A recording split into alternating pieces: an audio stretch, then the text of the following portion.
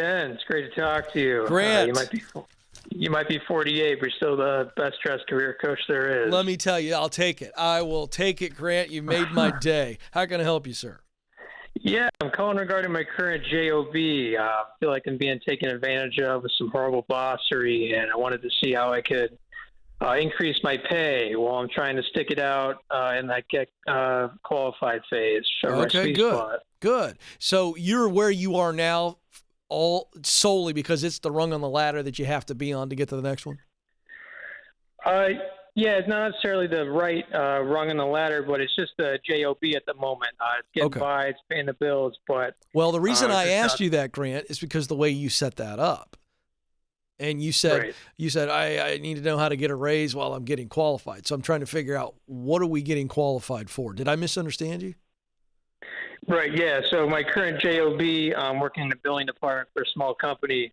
On the side, I'm working in a retail pursuing a certificate in project management. Oh, good. Which I finally found my sweet spot due to your Get Clear career assessment. Okay, great. That's a great resource. I gotcha. So you're in the process of transitioning eventually into project management.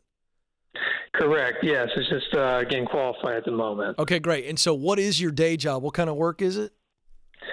I work in a billing department for a medical equipment company. And dealing with horrible bossery. Yeah, what's going on with the horrible bossery? I love this, by the way. Somebody who's adopted the phrase horrible bossery, which is just a leader who has no idea how to lead. What's going on? What specifically are you dealing with? Right. So I've been at the company for about 10 months. Due to the horrible bossery, there's been pretty high turnover. They've been trying to cut costs. Since I've been there, they tasked me with managing a department that deals with personal emergency response equipment that a previous employee was in charge of. And then about a month ago, they asked me to take on a compliance role, which they usually have another full-time employee take care of that. And then on top of that, a person in the billing department left, and my manager came to me and said, we're going to have you learn his workload as well. And not once through those three moves was there mention of a pay increase at all. Yeah. I'm willing to do the work. Yeah. It's a great job at the moment. I feel like it'd be a great transition to project management, learning all these aspects. But okay, so you've yet to have the conversation. You've yet to sit down with the leader and go, "Hey, can we talk about a pay bump? You've asked me to do this, this, and this, and I've said yes, or you've asked me to do it, and I'm willing to roll my sleeves up and do it. But what's that look like financially? Have you had that conversation?" No, not from my end about the pay increase. No, but they came to me telling me to take on these responsibilities, and I wasn't going to tell them no. But pay was never mentioned. Looking back on it, I'm trying to see if there's any way I can reconcile it. And you sure can. It's called a meeting. It's called a conversation. Okay. You should have brought it up initially. Yes, you're right. You should have. Because here's the deal. Horrible bossery doesn't think about people. Horrible bossery only thinks about progress.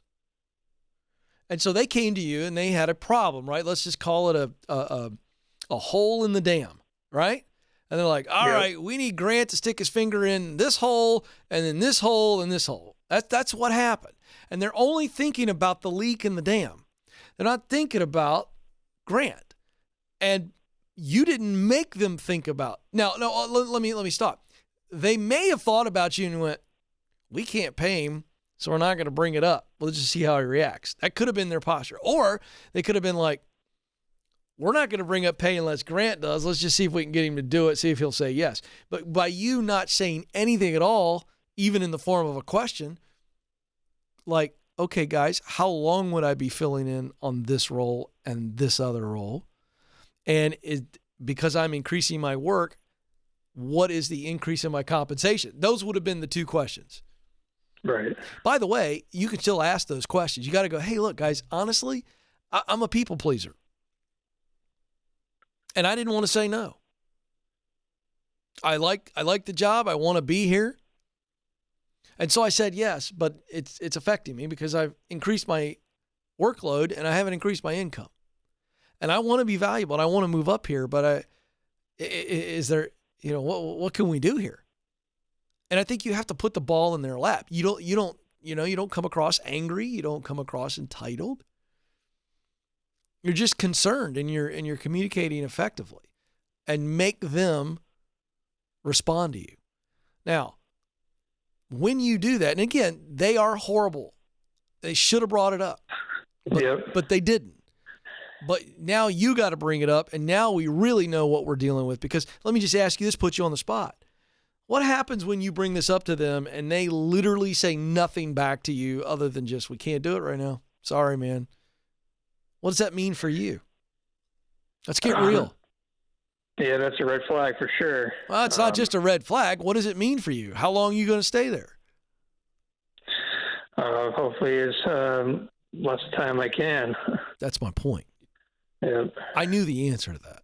I wanted you to say it. You have to confront this, because you're not going to continue to do this extra work and not get paid extra. You know it and I know it. So let's rip the Band-Aid off. Because here's the deal, Grant. You're in a very hot market, job market, and you need to be in a place where you feel valued and you have an opportunity to move up. I mean, because, you know, if you come back and go, you know what, Ken, I can do it for 6 more months, but only 6 more months, so I'll do it if they don't say what I want them to say, because I'm moving into project management, I can transition out of this role and use this on my resume, then I'd be fine with that. But again, that's all because it's an exit strategy. Right. So is that what you needed to hear? Anything else? Absolutely. No, that's a great point you brought up. I feel like I didn't want to say no at the time. I feel like I'd be, you know, not capable enough, but looking back on it, I see how. And you've done it. To be a people pleaser. Yep. You've filled the gaps, haven't you? I have. Yeah. They know it, and you know it. You've got leverage, my man. So the key to this whole discussion is humility. Tell them the truth.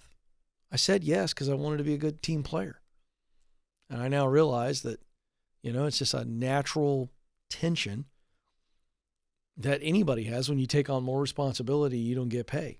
If it's short term and there's no other options, that's called being a good person and a good teammate. I think I'm both of those.